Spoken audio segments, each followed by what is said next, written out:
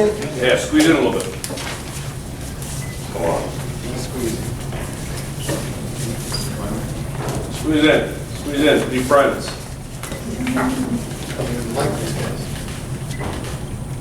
Come on. We need you all too. Yeah, filming that? We need your picture. So, hold on. We're going to do 20 minutes. Fong's going to go over what he's handed out here, etc., from the benefit from his training that he just got. We'll start at 10:20 on the clinic. 6 people the first hour, 6 people the second hour. We'll end at 10. Go back to that. You have me do demonstration. Okay, can I get started?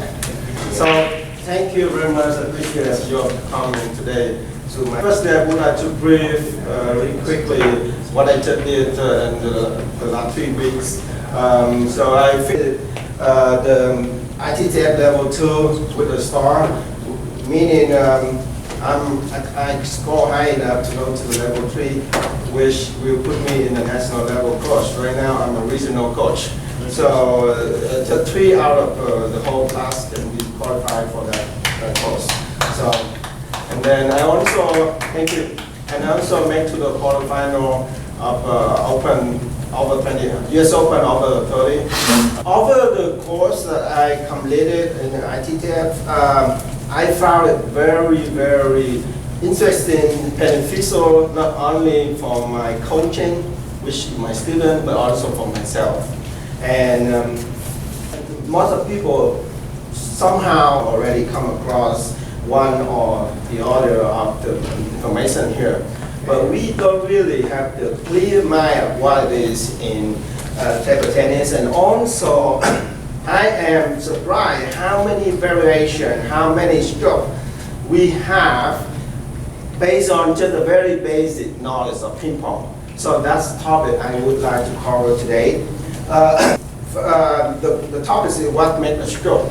So the stroke made by the motion, but formerly in ITTF coaching we call it the gesture, but you can use whatever word you want. Like people use motion, Adam used drive, and somebody use stroke for part of the stroke.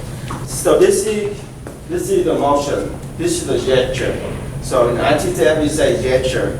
It's a part of your stroke, but it's not enough. Just the gestures doesn't make the complete stroke. It's very important part left behind are the actions. This is the main focus today I would like to present to all of you. That the action, what the action means, that's how you contact the ball. What type of impact you have on the ball. And then, so the gesture, like, for example, the pushing, this is just a gesture. But how do you touch the ball, creating different stroke of pushing? This really amazed me. To my knowledge, my game kind of safe. Usually I have the carry and the smash one of the pushing, not pretty much. But actually we have 5 of them of the pushing. And then the push, those concepts can be applicable to any gesture.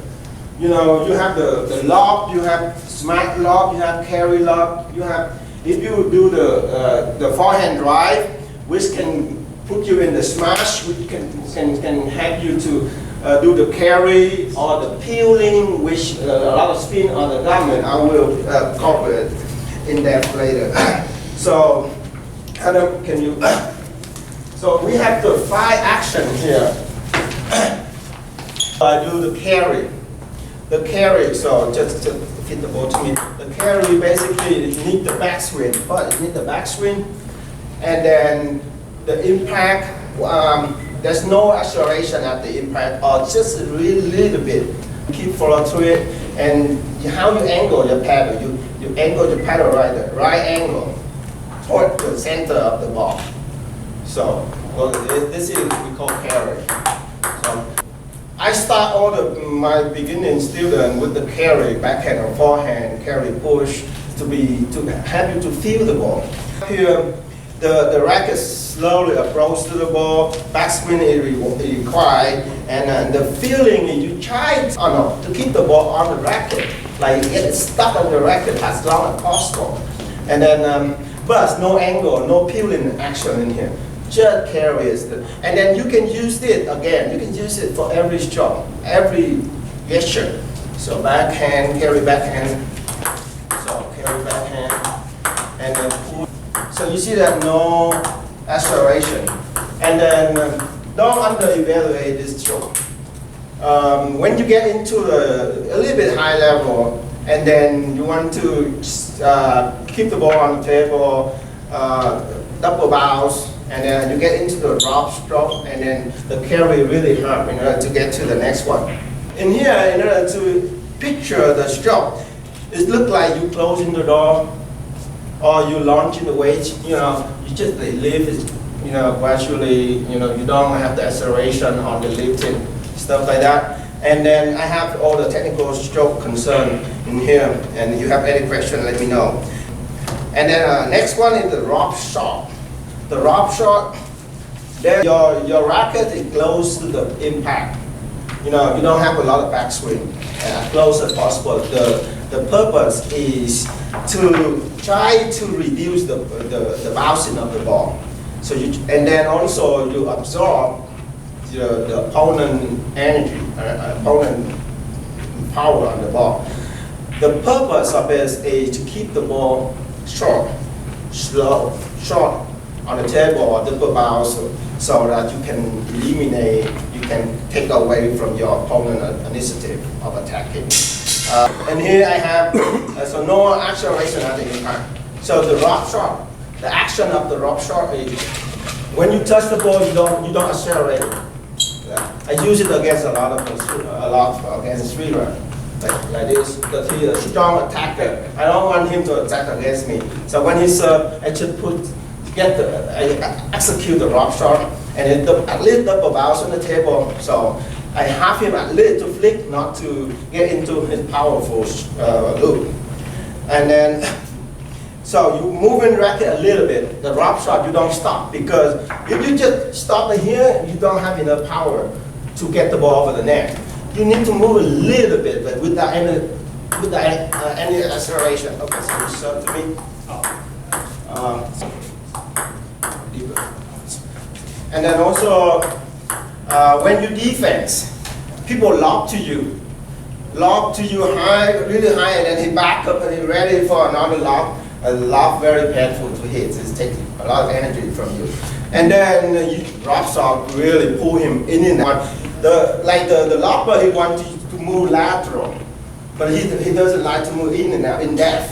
And you drop shot to pull him in and out, and before you go lateral, that's a very good tactic. Not effective. And then no follow through at all for this drop shot.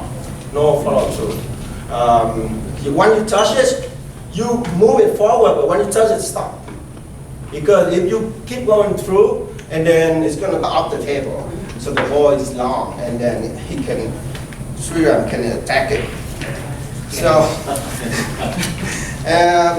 so the key image is, like the way the way sinking on the mattress, something like that, absorb the power.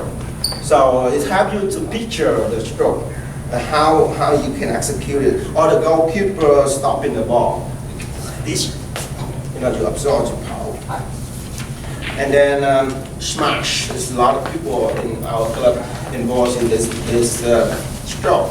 So a smash, the rackets, the smash, we need the backswing everywhere. And then I found a lot of us in our club. It's like we don't have a very decent smash, backswing. I mean, because the reason why we don't backswing first before the stroke. And then I keep telling that this is a critical part for your smash. Otherwise, you don't really have the power.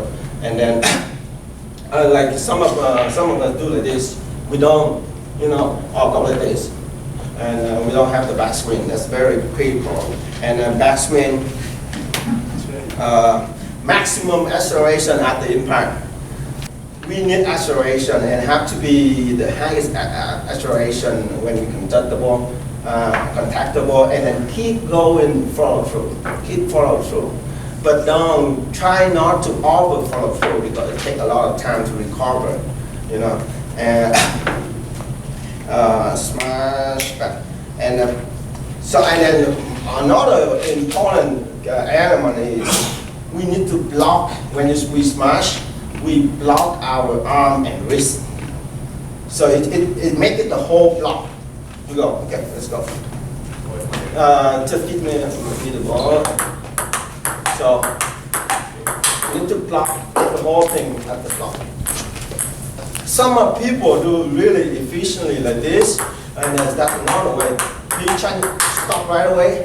But to me, I found, actually it's suggested in the books, but I have a debate with my coach and then also some people and then a lot of good players. And actually, I need a certain follow through so that I don't have the yoke stop. I mentioned here, because if you at the max acceleration and you stop right away, you stiff your whole body, and you see that it's locked up. The muscle too tense at the stop. It's not good for your recovery. So I go a little bit further down. I go. And then instead of go like this, you know, go like this, you transfer the whole thing, whole power, whole your weight to the ball, but it hurts your recovery. So I suggest here at the impact you go you through the ball, go through the ball, through the center of the ball, and then keep going a little bit for the smash. And then this one at the impact, tightening your finger is very important. Not only the whole block of your arm, but tightening your finger. So you can smash this at maximum power. Okay, so the key image is like slapping or driving a nail on something, you know, into something, you know, with a nail or something like this. So this is, and then brushing. Brushing, we discussed yesterday. Brushing, basically that's the action of looping. We can use looping, brushing, and then brushing, backswing, those strokes we need backswing. And then just besides the drop shot, we don't have the backswing. Other than that, backswing critical to a lot of stroke, more than stroke. And then, so backswing, more momentum, the spin and force is generated. So the more backswing you have, more momentum you earn, that leads to more spin and force, depending on what action you have on it. I'll go further on it. The wrist extended. I usually don't have a wrist extended, but the modern ping pong, the wrist extended a lot. So at the motion of impact, meaning they snap their wrist on. I don't have that. You know, I usually just make the one block. But when people at the impact, they break it back, and then they break it forward at the impact. So they add more power, not only your arm, forearm, but your wrist too. And then relax it. Of course, you have to relax your grip so that you can extend your wrist. If you tie too much, and then you cannot. And adjust the tension, depend. This is the thing that I need to elaborate it. Adjusting tension close to the ball. When we get to the colon and gum, I'll hit on it. And tightening the finger at the impact all the time. You know, you relax it, but at the impact you tighten. You just put the pressure against your paddle, so you have more power.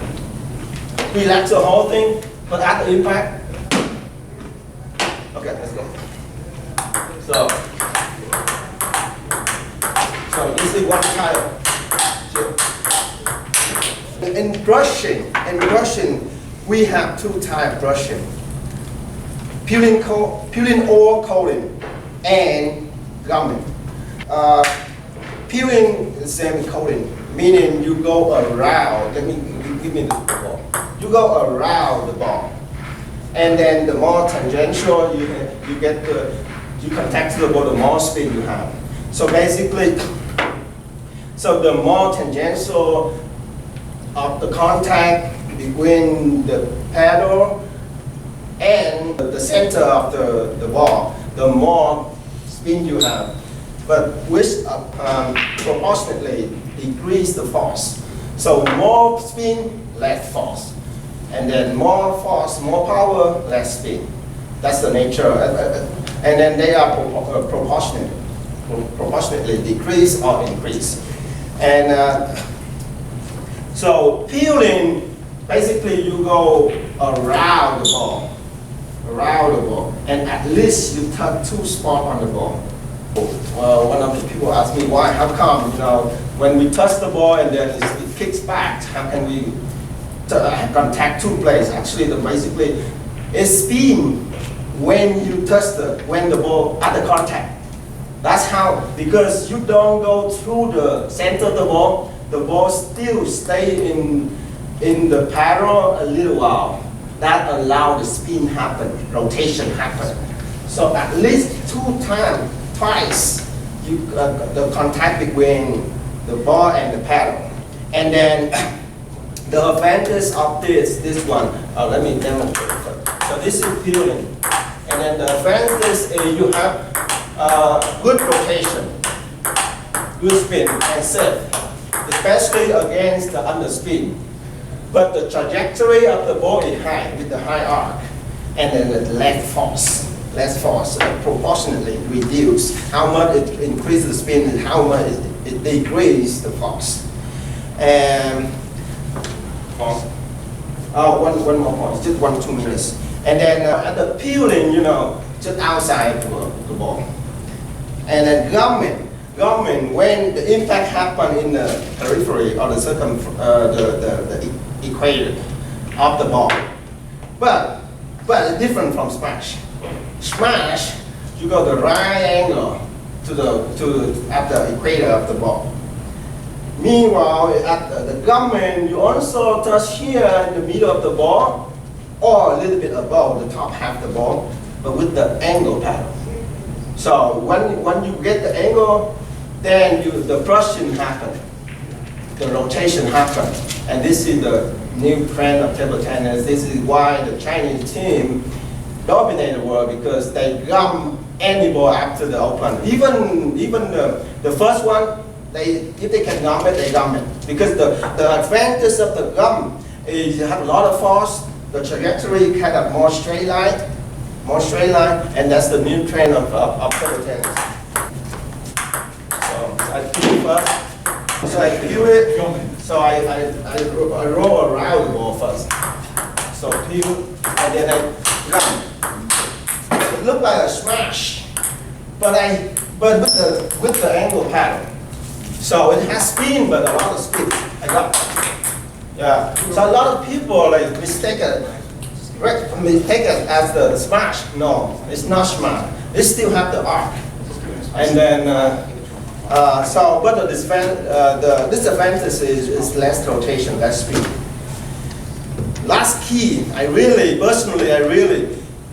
should share everybody here. The very last point is not in the material. We play tactically versus strategically. What does it mean? Tactically, you play all the trick, all the ways that you just think all the way, figure out the ways that you can beat that guy in that match.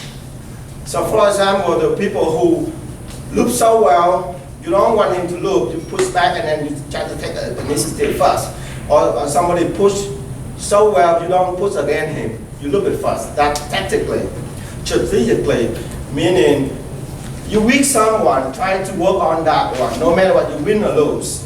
And then you give the winning at that time, but for the future, for the long run, you are better in that stroke.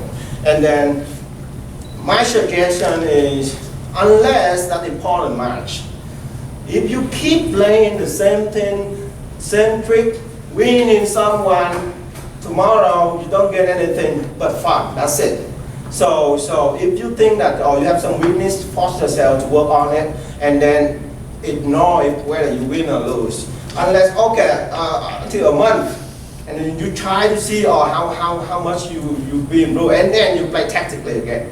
That's my personal suggestion. That's pretty much for the material today. And Okay, any so questions? the first 6 people, we're going to split these into 2 groups of 6. Thank you very much, Phong. Appreciate it. Thank you.